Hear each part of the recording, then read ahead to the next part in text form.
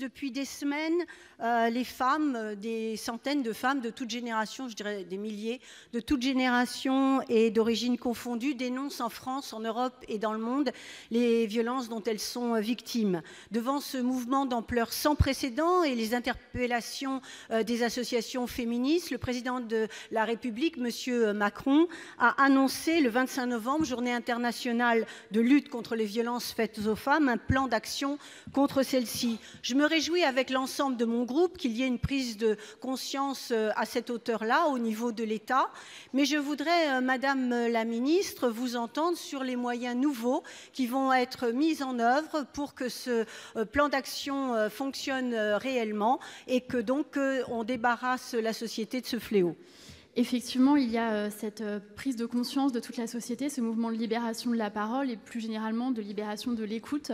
Et une fois que ces femmes ont parlé, qu'on les a écoutées, le président de la République a répondu à ces millions de femmes depuis l'Élysée samedi. C'était la première fois qu'un président de la République rendait un hommage national aux femmes victimes de féminicide.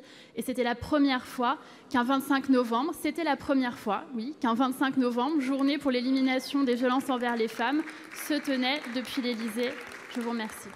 En ce qui concerne les moyens, il y a effectivement davantage de moyens qui sont mis en œuvre. Le document de politique transversale vous le montre. On est à plus de 400 millions d'euros qui sont engagés en politique interministérielle pour lutter contre les violences et plus largement pour faire l'égalité entre les femmes et les hommes. J'ai souvent entendu le chiffre d'1 milliard en Espagne cité. Je profite de vous répondre, Madame la Sénatrice, pour rappeler qu'en Espagne, il s'agit d'1 milliard sur 5 ans, soit 200 millions par an, donc moins que la France. Et pour rappeler que c'est un chiffre de déclaration d'intention des partis politiques, il ne s'agit nullement de crédits ni votés ni exécutés. Je vous remercie. Comme bon nombre de militantes féministes, je déplore avec mon groupe que les 420 millions annoncés pour 2018 sur les politiques interministérielles transversales ne représentent pas véritablement un euro supplémentaire sur le budget alloué à l'égalité femmes-hommes.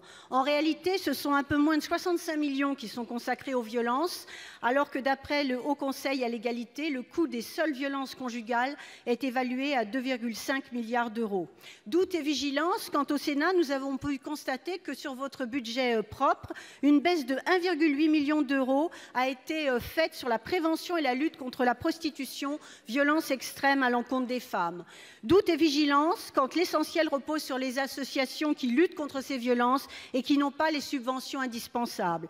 Doute et vigilance quant à la création d'unités hospitalières pour la prise en charge psychotraumatique des violences dès l'année prochaine, alors que le budget de la sécurité sociale et celui des hôpitaux sont en berne. Doute et vigilance quand le grand absent de ce plan est le monde du travail, rien pour lutter contre les inégalités salariales, suppression des CHSCT.